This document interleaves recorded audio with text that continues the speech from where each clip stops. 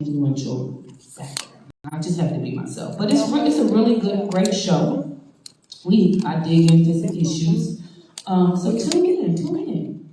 Every Tuesday. We got it? All right, so I'm going to be reading from the Message translation because this translation just said what I wanted to say. 1 Corinthians 13, 3 through 8a, it says, if I give everything I own to the poor, and even go to the stake to be burned as a I don't love, I've gotten nowhere. So no matter what I say, what I believe, and what I do, I'm bankrupt without love. Because what does love do? Love never gives up. Love cares more for others than for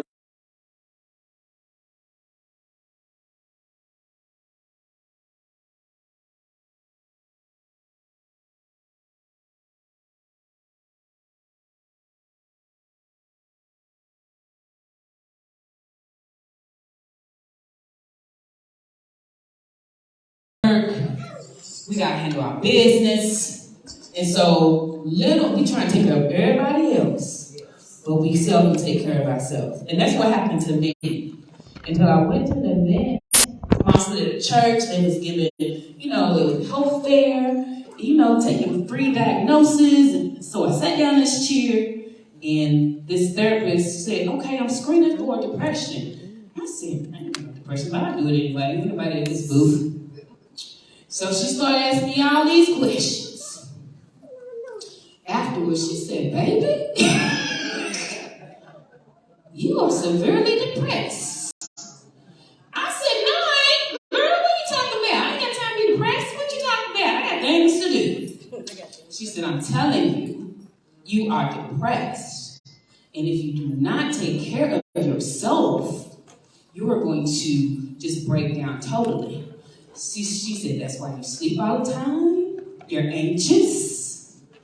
And she said, do you pop off and just go off? I said, sometimes when it's stress, girl, that ain't depression. She's like, are you going to trust me?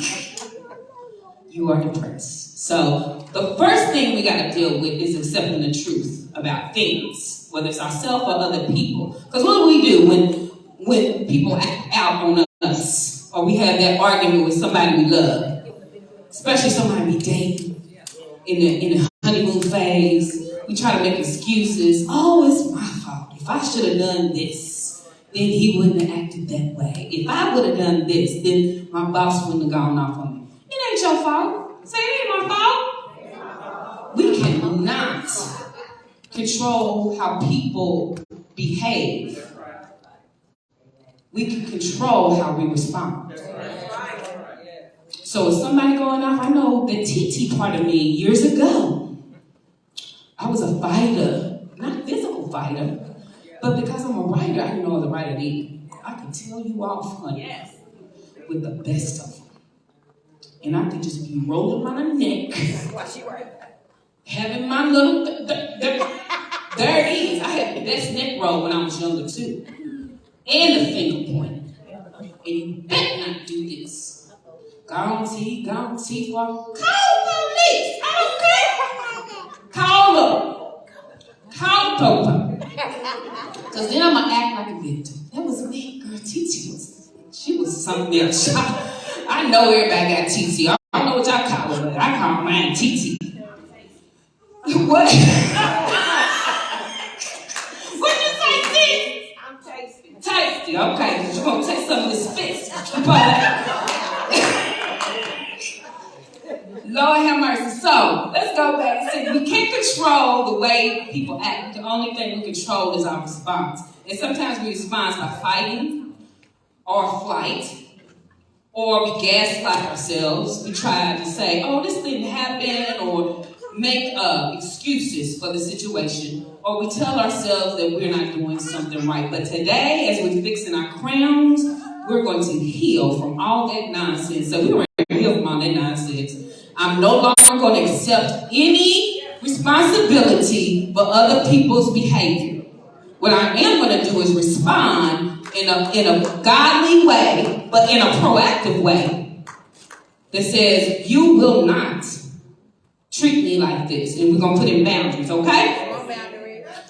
All right, so let me give you some more statistics from the National Institute of Mental Health. We already know that there's any mental health and then serious mental health. Now, the serious mental health, is the sociopath, narcissistic personality disorder, schizophrenia. I know. Lord have mercy. Lord. That Negro was crazy, y'all. We're going to get to that. I'm going to tell y'all what to do. But I'm just thank God I had a background to notice the signs. And then I was at a place in my life where I no longer made excuses for bad behavior. I responded in a good, safe way. So some of these serious mental illnesses is defined by serious functional impairment. It interferes or limits major life behavior, and the burden of mental illness in this category is concentrated on people who experience disabilities. They can't work because they don't know how to relate and socialize with people. So they're on disability. And in 2021, there was an estimated 57.8 million adults aged 18 or older who suffered in the any mental illness category. So that's depression, the lighter behavior illnesses. And in young adults, ages 18 through 25, they show the highest percentage at 33.7 of the 57 million. And then ages 26 to 49 were 28, 50 and older, 15%. Also, in 2021, the serious mental health illnesses, there are estimated 14.1 million people suffering from that over the ages of 18. Now, remember, these don't include children. There are many of our children who are suffering from mental illness, but they can't get a specific diagnosis until they're 18. Okay, so if any of y'all work in the system with children, they label them as behavior disorder or mood disorder because they can't. There's my specialist, oppositional defiant.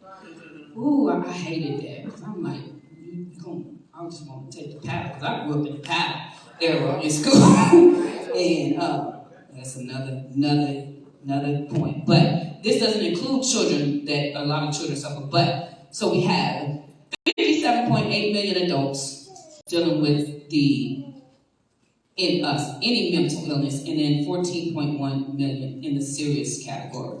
So going back to the statistic, 1 out of 5 adults is living with mental illness. So we are bound to encounter somebody at work, church, or dating in the dating pool that's suffering from mental illness. And the thing is, they're not going to tell you. You're just going to experience how they behave. And so, because we're fixing our crowns and we have God in our life, He's going to give us discernment that we're not going to make an excuse for their behavior anymore, okay? And so, we're going to go to the Bible. I tried to say, Lord, who do you want me to talk about? Do you want me to talk about Leah, who dealt with Jacob, who kept wanting longing after another woman, and she kept sleeping with him, having baby after baby because he was her husband and he didn't want to be? He said, no. So who do you want me to talk about? Jesus? Do you want me to talk about the woman at the well? Because, she was, promiscuous. No. Who do you want me to talk about? Jesus? He gave me somebody to talk about. So he gave it to him. So if you have your Bibles or your Bible app, we're going to go to the book of Esther. Esther. And we're dealing with how to heal from trauma caused by other people's mental drama. Now, we know all about the book of Esther. It's one of the 2 books in the Bible named after a woman. But we always focus on Esther. focus on Queen Vashti, who there would be no Esther if Queen Vashti didn't know that her crown was fixed and she was walking in confidence, courage, and saying no to the power structure. And so before we can even talk about Esther, we got to talk about Queen Vashti, who is only mentioned in one chapter and a couple of verses in chapter 2. How many know Queen Vashti? She gets a bad rap. When I was growing up, I heard that she was defiant. She was unsubmissive. She didn't do what the king told her to do. But when you take a look at the story, so you got to take a look at the story. It's more to it than that. She was the definition. Before we knew Anita Hill, come on, it was Queen Vashti, wasn't it? So Queen Vashti, Esther chapter 1, I want to start at verse 3. Now this book is my old King James giant print version. I had to bring my giant print because I can't see, y'all. Can't see. So this is the King James version. We're going to start. I'm going to read a couple of verses. Start at chapter 1, verse 3. It said, in the 3rd year of his reign, he made a feast unto all the princes and his servant, the power of Persia and Media, the nobles and princesses of the province, being before him. So the king was having a good old party. He was having a black party in the palace with all his boys, right? Let's see how long it lasted. It said when he showed his riches of his glorious kingdom, so he was stunning, y'all. He was bragging. And the honor of his excellent majesty many days, even in 180 days. And when these days were expired, the king made a feast unto all the people that were present in Shushan, the palace, both unto great and small, 7 days in the court of the garden of the king's palace. So he done had a party for over 400 days. Then he's going to throw another party for his circle, his boys' for 7 more days. That's what's happening. So where were white, green, and blue hangings fastened with the cords of fine linen and purple to silver rings and pillars of marble.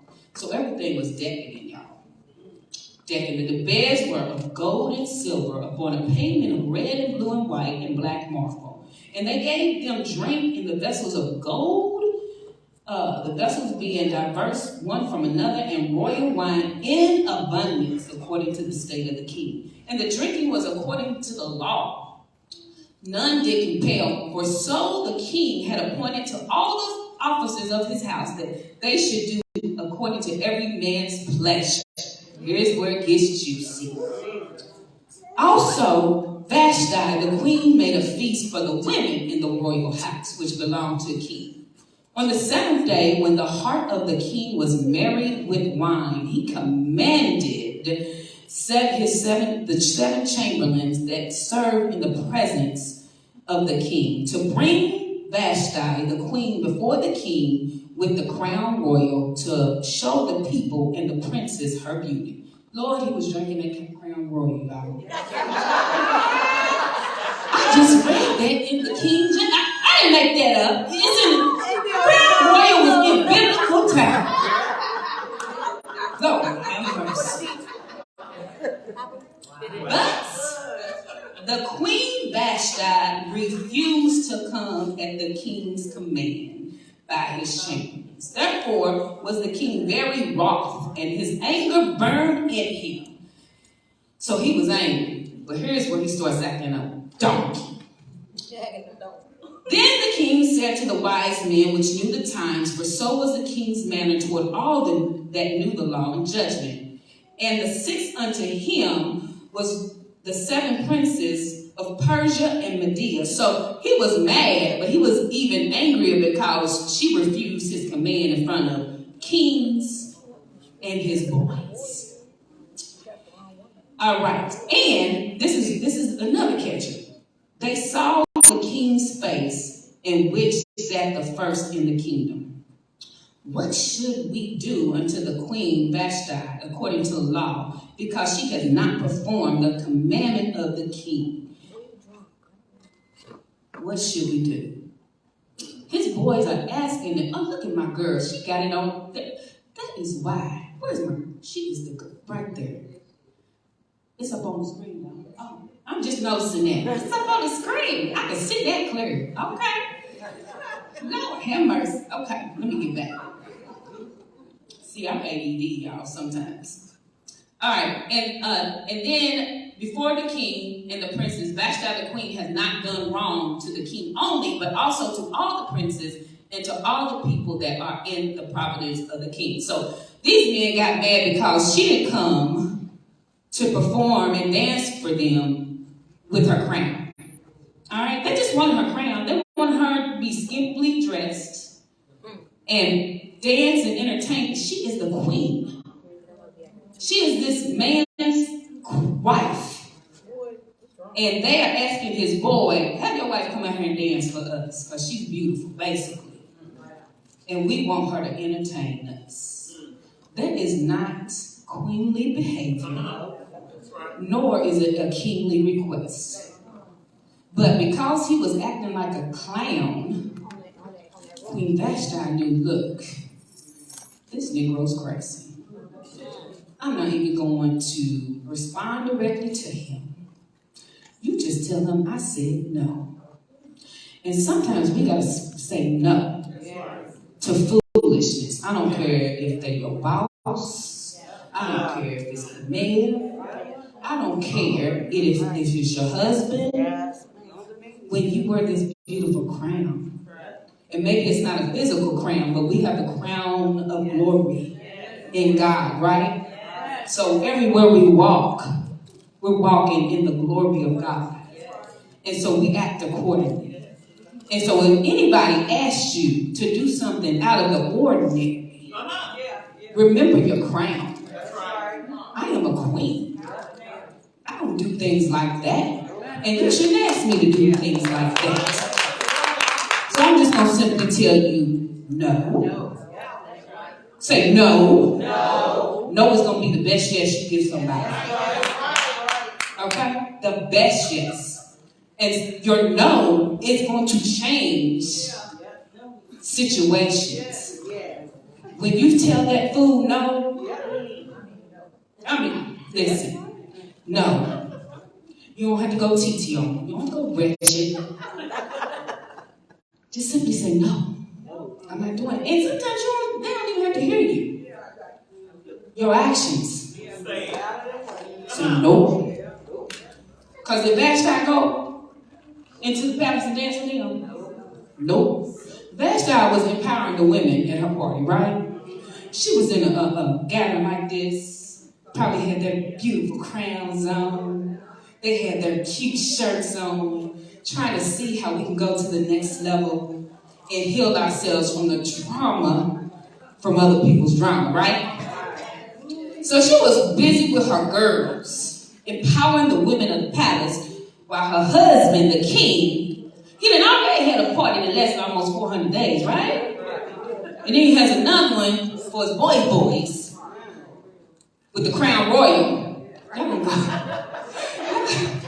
what it is? It's in the crown royal. We've been in church all our lives, I'm telling you. I'm familiar with that crown royal. I know what the crown does to you. So that's why he was acting a fool. That brown nigga ain't no joke.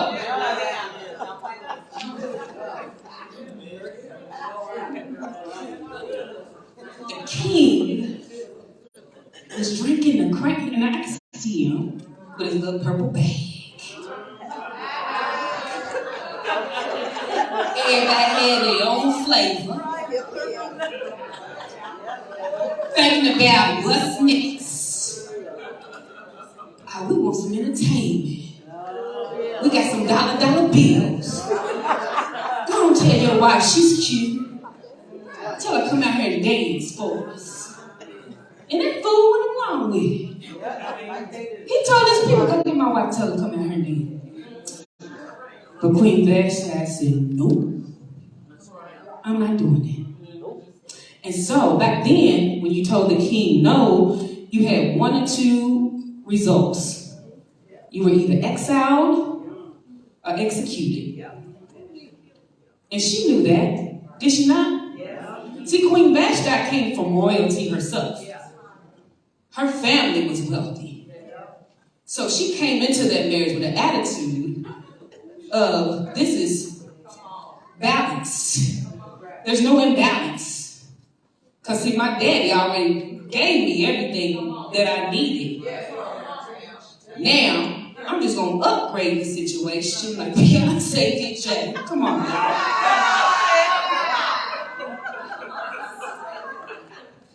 And this is an upgrade. So we both on the same level. I know my place as a woman, as a wife. I'm going to respect your place as a husband, as a king. But we both bring things to the table. And when you know that, going into any relationship, like I said, this is just not romantic. You can tell that about you know what?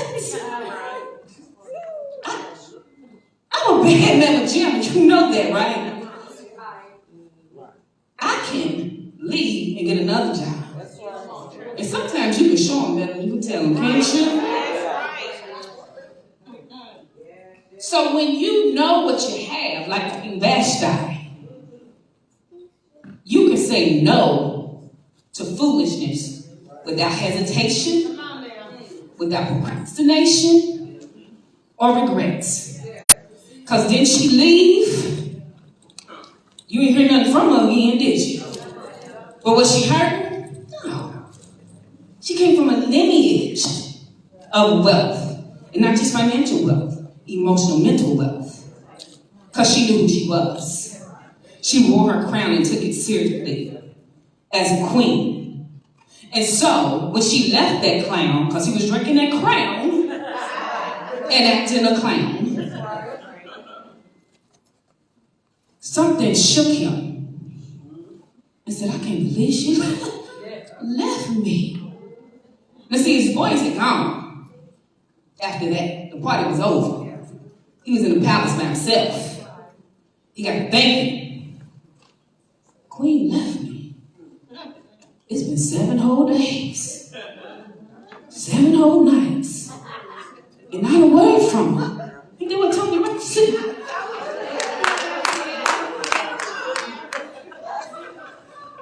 I thought she was just playing. She ain't coming home. Hey, you heard from Queen? Yeah. She gone. Yeah. Did she say she coming back? Can you see him going through the town, looking all pitiful? Hey, seen Vashti? Yeah, we seen her. She said anything about me? No, she didn't mention you. She lived her life. She said what she said and dropped the mic. You wanted her to dance on the pole? And she said no. You forgot who she was? Wanted to impress your boys? Now you're sitting home all alone. Crying like Kelsey. Whining. I bet he wrote the best love songs too during that time. He had to. Because see, when you read further, we can see that the royal crown had changed. Chapter 2 in Esther says, you know what? Queen Vashti ain't coming back. I didn't mess that good thing up. I didn't mess it up. She ain't returning my calls. She blocked me on social media. She blocked me from her emails. Her family ain't talking to me. I gotta get my life together. And I need me another queen. But this time, I'm gonna know how to treat her. Don't you know some breakups are blessings, but not just you, but for that man, because it wakes him up. and makes him realize what a real woman, ride or die, body and Clyde is, and then he can't get it no more? Because you didn't set boundaries. So he can't come in and out. He can't, doing Christmas, what you doing? Doing Valentine's Day, what you doing? Derby time, I got tickets to the Derby Griffin. You want to go? No. I appreciate it if you leave me alone. Now I'm trying to be nice. TT, you've been introduced to her. So leave me alone. It's over. Move forward. Yeah, move forward.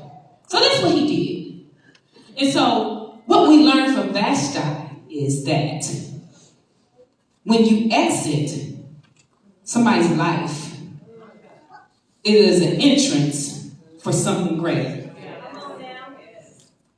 All right? It needed to happen. Say it needed to happen. Because, like I said in the beginning, had Vashti not said no, Esther wouldn't have had an opportunity to be queen.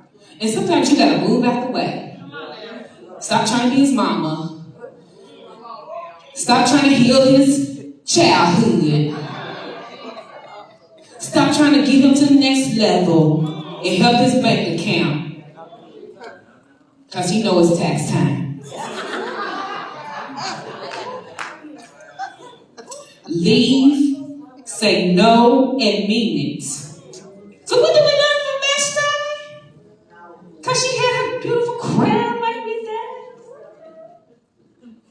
Sometimes we gotta be okay and say, look, I need to get away without delay.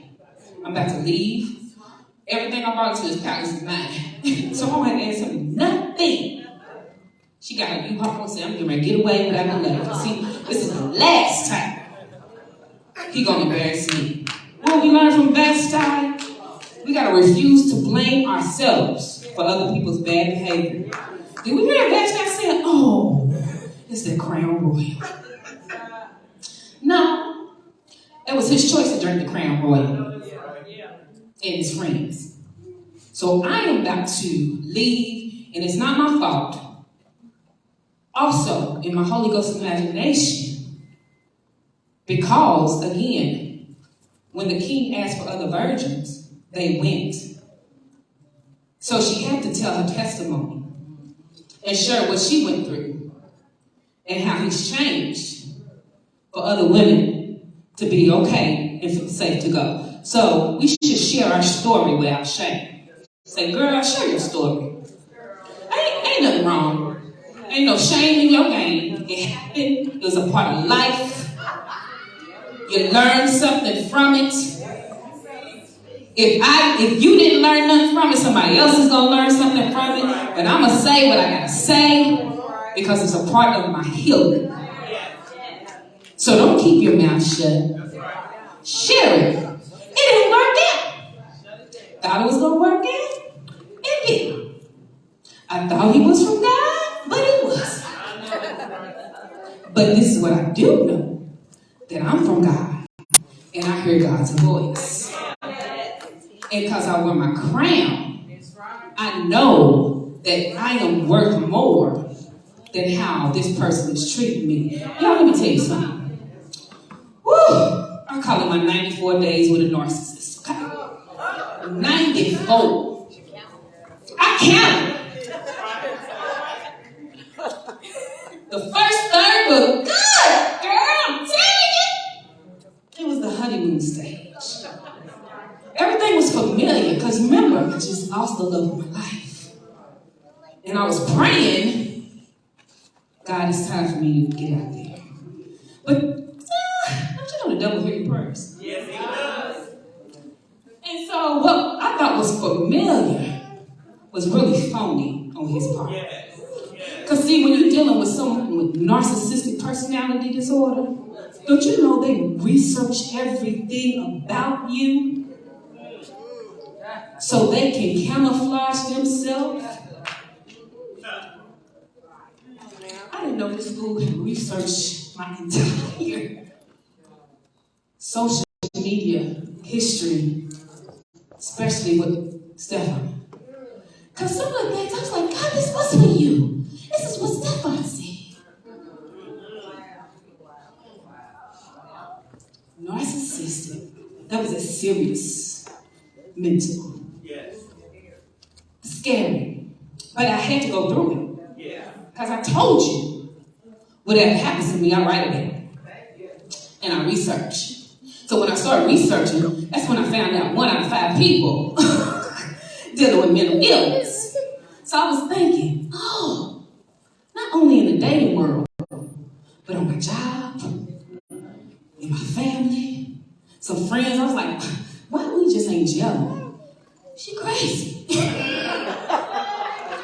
My gut told me right. She crazy. Crazy for real. So the first third were good. I came here and said, Lord bless me. Did I not? I told her after this. Did I tell y'all if y'all was here? After this, I was new. 2 weeks later was a big argument. I said, where'd that come from? I started making excuses. Oh, this is just the beginning. We just getting to know each other. This fool even had to say, you compare me to Stefan. I said, I'm not, but maybe I am. Because I gaslight myself. I said, maybe I'm not. Maybe, doubt myself. Then it got worse. I had a good Thanksgiving. Met my family, you know, people with narcissistic personality disorder. They know how to be nice to everybody on the outside. So, if you know me, I don't bring a lot of men home. Stefan was really the first. And my brother would tell you, when he first met Stefan, oh, you must be a real one, because she don't bring nobody home. So when I brought this food,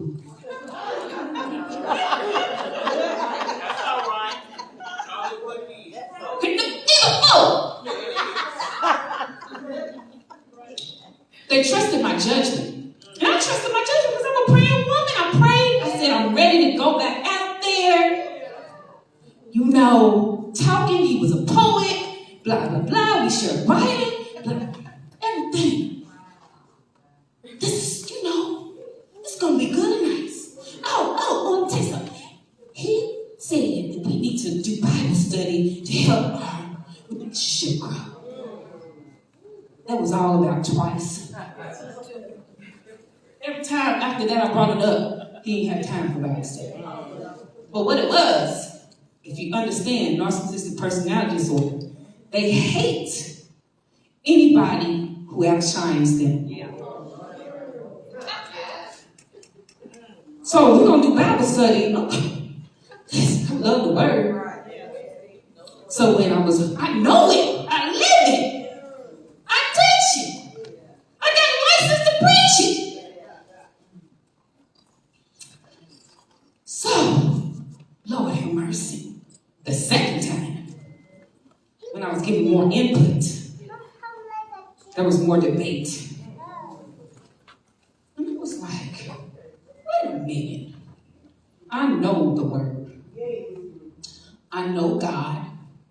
I know what a godly man is. And I know what love is. This ain't it. It ain't it. But we went to Thanksgiving anyway. Yeah. It was good. 2 days later, big blow up. To the point where I took all my Thanksgiving food out of his refrigerator. And threw it away. TT came back. Mama Terry, you ain't getting nothing. Take my greens back. The turkey might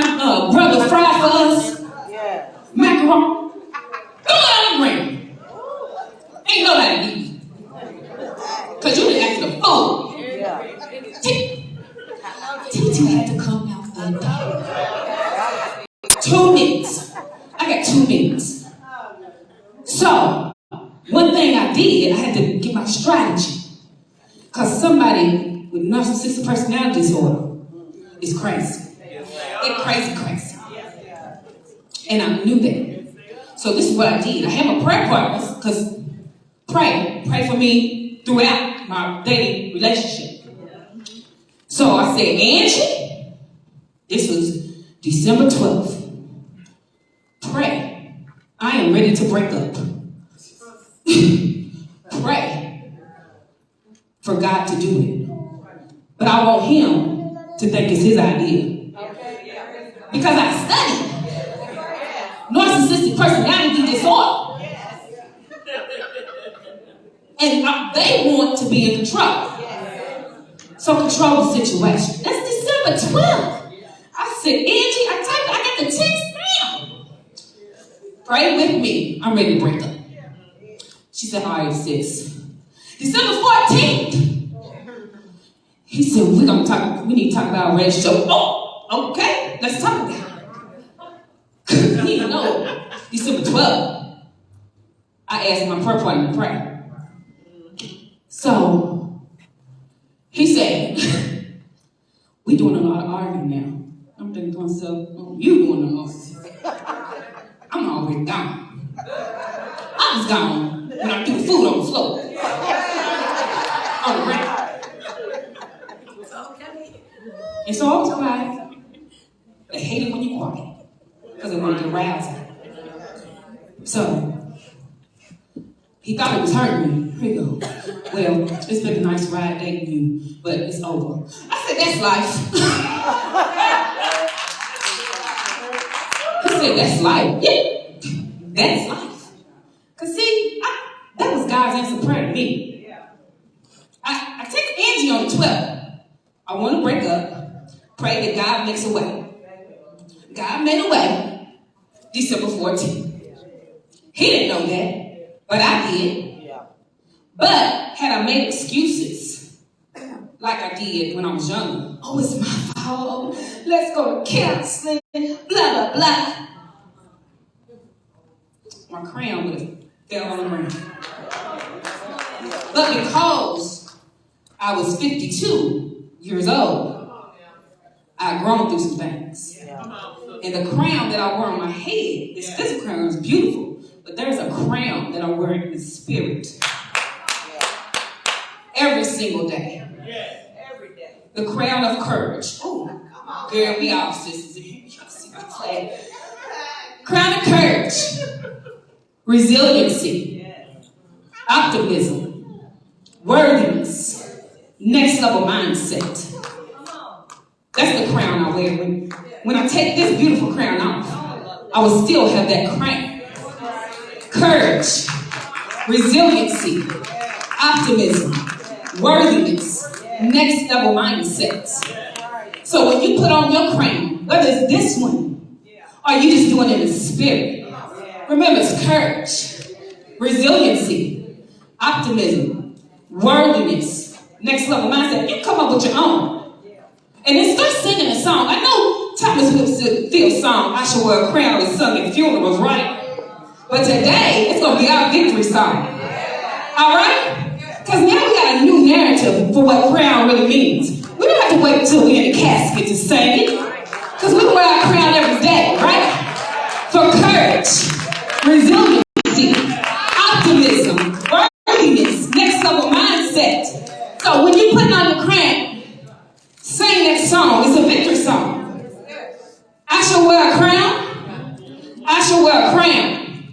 Not when it's all over, but because it's all over. It's all over. That 94 days with that narcissist is over. So my crown is not only fixed, but it's fortified, steadfast, unmovable, always abounding in what? Love. Because when we go back to 1 Corinthians 13, 3 through 8, it tells us what love is and what love is not. So when you put on your crown, whether it's physical or spiritual, remember, I shall wear what? Crown. I shall wear a crown. Not when it's all over, but because it's all over. And then I'm going to put on my robe.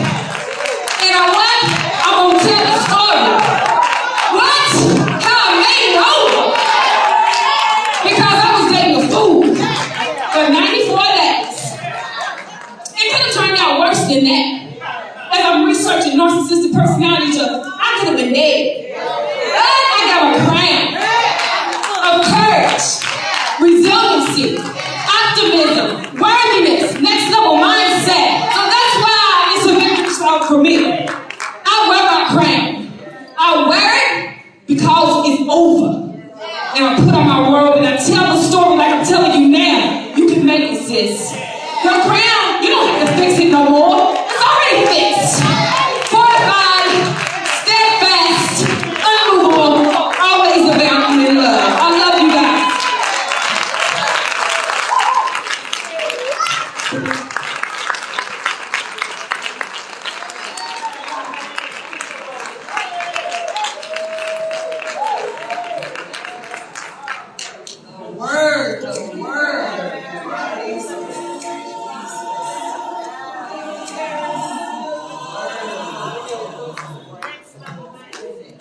That crown is physical, but when it becomes spiritual, the word.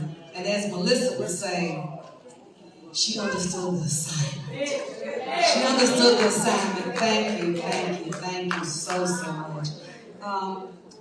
There's a young lady in the house, and she's new to us, but when Bishop brings things to us, we follow, we accept, we receive, and we love on it unconditionally, because that is what he teaches us that God has done with us. So, Miss Andrea Bolden, would you please come up front, baby?